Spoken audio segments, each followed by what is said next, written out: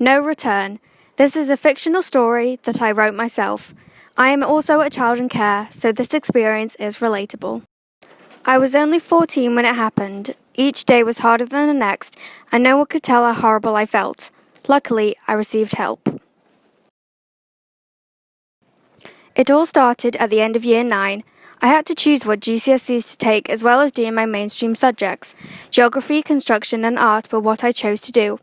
Art was my favourite subject because whenever I drew, I felt at peace.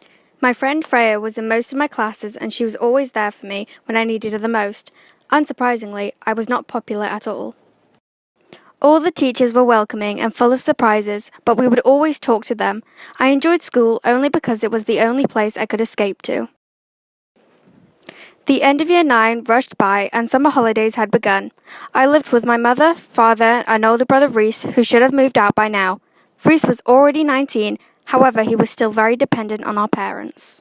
My mother worked at an office where she had meetings all day and even stayed there until late. Sometimes I would think it because she didn't want to come home. Our house got crazy occasionally. Plates would fly across the room at dinner time and loud noises would erupt from my father's mouth.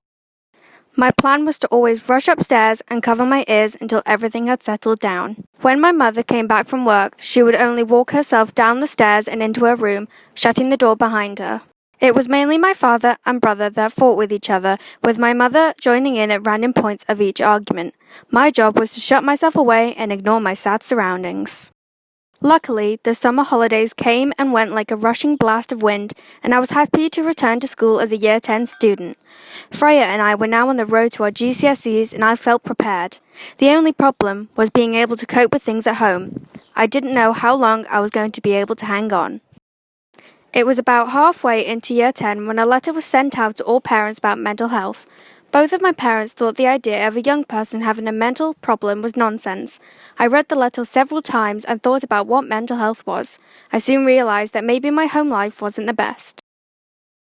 A collection of numbers were written on the back, one being social services. I plucked up the courage to input the number into my cracked phone and pressed enter only to hear a sudden voice.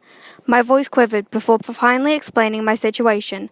The lady's voice was soft and gentle as she responded to me. Later that same day, a man appeared out of the blue at my house. Abruptly, he told me to gather up my possessions and say my goodbyes. My family didn't blink an eye, and it was as if everything was normal.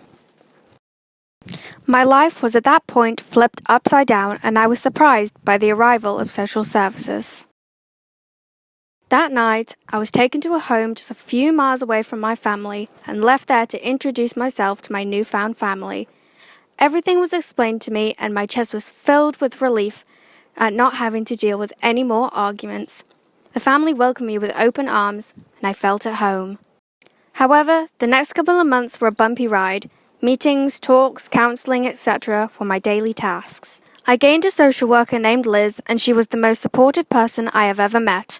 School was still my escape from reality, but I knew I was in care and I was fine with that. I never saw my family again, and I think that was a good decision. My life was good for once.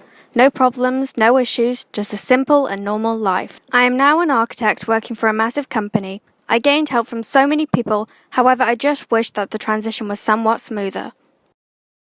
Overall, I'm glad I called out for help and I'm glad I never returned.